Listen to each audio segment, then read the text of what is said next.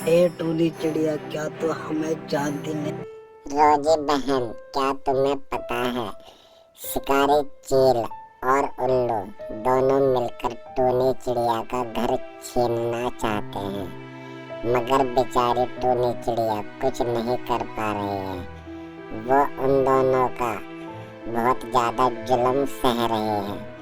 बेचारी टूनी चिड़िया उस वाले जंगल में अकेली पड़ गई है। हम तो यहाँ पर रहते हैं, बेचारी टूनी चिड़िया वहाँ पर फंसी हुई है। हाँ बहन, तुम सही कहती हो। मैंने तो टूनी चिड़िया को बहुत ज्यादा समझाया, मगर वो किसी की बात कहाँ सुनती है। चलो एक काम करते हैं, हम दोनों उसको समझाने के लिए उसके घर चलते हैं, ताकि वो हमारे साथ हमारे इस जंगल में आ सके। चलो बहन, हम दोनों वहाँ पर चलते हैं। फिर दोनों चिड़िया मिलकर टोनी चिड़िया के घर पर जाकर देखने लगती है तो वहाँ पर उनका दोनों उल्लू और शिकारी चील मिल जाते हैं। दोनों चिड़िया उन दोनों की चुपके से बात सुनने लग जाती है। वह देखती है कि वह दोनों क्या क्या बोलते हैं। ए टूनी चिड़िया, क्या तू हमें जानती नहीं है? हम कौन हैं? इसको तो मैं घर से बाहर निकाल कर ही छोड़ूंगा। ये यहाँ से अगर नहीं गई तो मैं इसकी बहुत ज्यादा पिटाई करूंगा, और जो कोई भी इसकी मदद लेकर आएगा मैं उसकी भी पिटाई करूंगा। हाँ चील भाई, ठीक कहते हो। टूनी बहन, तुम इस घर को क्यों नहीं छोड़ देते? और इस जंगल में बहुत ज्यादा शिकारी चील और उल्लू रहने लग गए हैं। अब तुम्हारा यहाँ पर कोई गुजारा नहीं होने वाला है। मैं तो कहती हूँ बहन, तुम हमारे वाले जंगल में चलो। क्या कहती हो रोजी बहन? इसको मैं सही कह रही हूँ ना?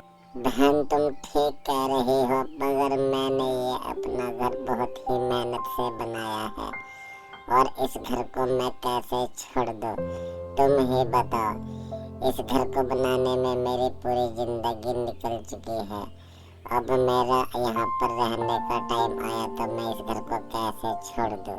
ठीक है टूनी बहन, तुम ठीक कह रही हो। तुमने बहुत ही मेहनत की है, मगर अभी समय ठीक नहीं है। तुम एक काम करो, फिलहाल तुम हमारे वाले जंगल में चलो, वहाँ पर तुम रहना। कुछ दिनों के बाद हम उल्लू और शिकारी चील को देख लेंगे। फिलहाल तुम हमारे साथ चलो।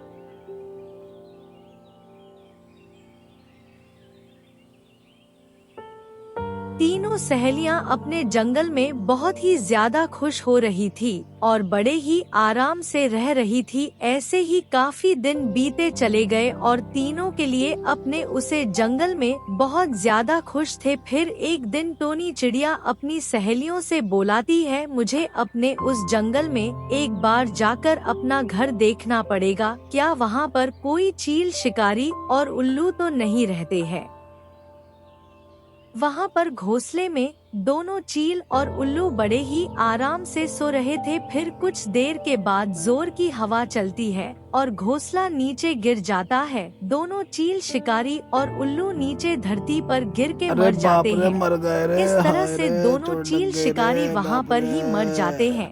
फिर वहाँ पर कुछ देर बाद में तीनों चिड़िया आई और वहाँ पर आकर उन दोनों को देखती है।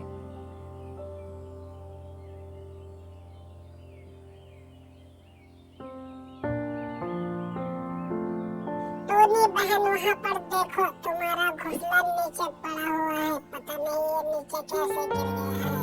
चलकर वहाँ पर देखते हैं। हाँ बहन, तुम ठीक कह रही हो। मैंने भी देखा है, मेरा घोंसला नीचे पड़ा हुआ है। ये शायद उल्लू और चील शिकारी की। हाँ बहन, नीचे से चील, शिकारी और उल्लू दोनों पड़े हुए हैं। चलकर देखते। हाँ हाँ बहन, दोनों यहाँ पर ये तो मरे हुए।